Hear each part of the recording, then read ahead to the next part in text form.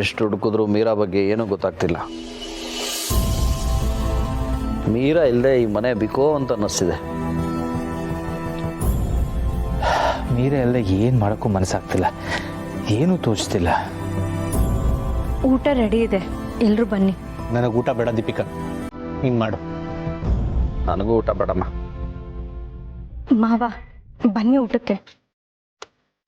ಬೇಡ ದೀಪಿಕಾ, ನನಗೂ ಹಸಿವಿಲ್ಲ.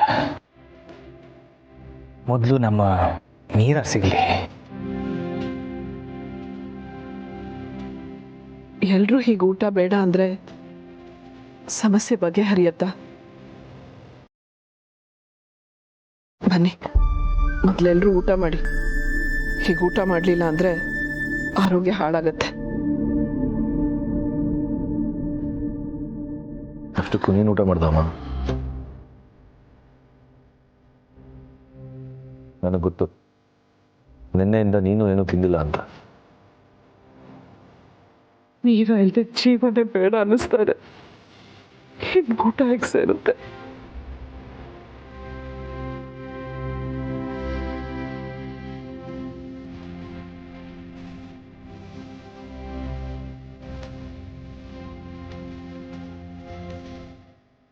ಎಲ್ಲರೂ ಹೀಗೆ ಬೇಸರದಲ್ಲಿ ಕೂತ್ಕೋಬೇಡಿ. ನಮ್ಮ ಮೀರಾ ಸಿಕ್ಕೇ ಸಿಗ್ತಾಳೆ. ಬನ್ನಿ ಊಟ ಮಾಡಿ. ನಮ್ಮ ಸಂಕಟ ಎಲ್ಲ ನೋಡಿ ನಿಮ್ಗೆ ಹಾಲು ಕುಡ್ದ ಸಂತೋಷ ಆಗಿರ್ಬೇಕಲ್ವಾ? ಮಾಡೋದೆಲ್ಲ ಮಾಡಿ ನನಗೇನು ಗೊತ್ತೇ ನನ್ನ ಹತ್ರ ನಾಟಕ ಮಾಡ್ತಾ ಇದ್ದೀರಾ? ನಿಮ್ಮಿಂದ ನಾವೆಲ್ಲ ನರಳದ್ ನೋಡಿ ನಿಮಗೆ ಖುಷಿಯಾಗಿರ್ಬೇಕಲ್ಲ? ಹೋಗಿ ಚೆನ್ನಾಗಿ ಊಟ ಮಾಡಿ, ಹಾಯಾಗಿ ನಿದ್ದೆ ಮಾಡಿ. ರಾಧವ್ರೆ, ದಯವಿಟ್ಟು ನೀವು ನಮ್ಮ ಕಣ್ಮುಂದೆ ಬರಬೇಡಿ. ನಿಮ್ಮಿಂದ ಈಗ ಆಗಿರೋದೇ ಸಾಕು. ಅಣ್ಣ, ಇವ್ರಿಗೆ ಎಷ್ಟು ಹೇಳಿದ್ರು ಪ್ರಯೋಜನ ಇಲ್ಲ. ಕೋಣದ ಮುಂದೆ ಕಿನ್ರಿ ಬಾರಿಸ್ದಾಗೆ ಇವ್ರು ಮಾಡೋದನ್ನು ಮಾಡ್ತಾನೆ ಇರ್ತಾರೆ. ರಾಧಾ ಅವ್ರಿಗೂ ಮೀರಾ ಇಲ್ಲ ಅನ್ನೋ ನೋವಿದೆ. ಅವರಿಂದ ತಪ್ಪಾಗಿದೆ ಅಂತ ಗೊತ್ತಾಗಿದೆ. ಅವ್ರು ಅದಕ್ಕೆ ತುಂಬಾ ಪಶ್ಚಾತ್ತಾಪ ಪಡ್ತಾ ಇದ್ದಾರೆ.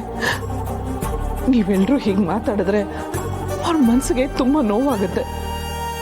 ನೀವು ಪ್ರತಿ ಸರಿ ಅವ್ರು ತಪ್ಪು ಮಾಡಿದಾಗ ವಹಿಸ್ಕೊಂಡು ಬಂದಿರೋದಕ್ಕೆ ಅವ್ರಿಷ್ಟೆಲ್ಲ ಮೆರಿತಿರೋದು ತಪ್ಪು ಮೇಲೆ ತಪ್ಪು ಮಾಡ್ತಿರೋದು. ಇವ್ರು ಯಾಕಾದ್ರೂ ಮನೆಗೆ ಬಂದ್ರು?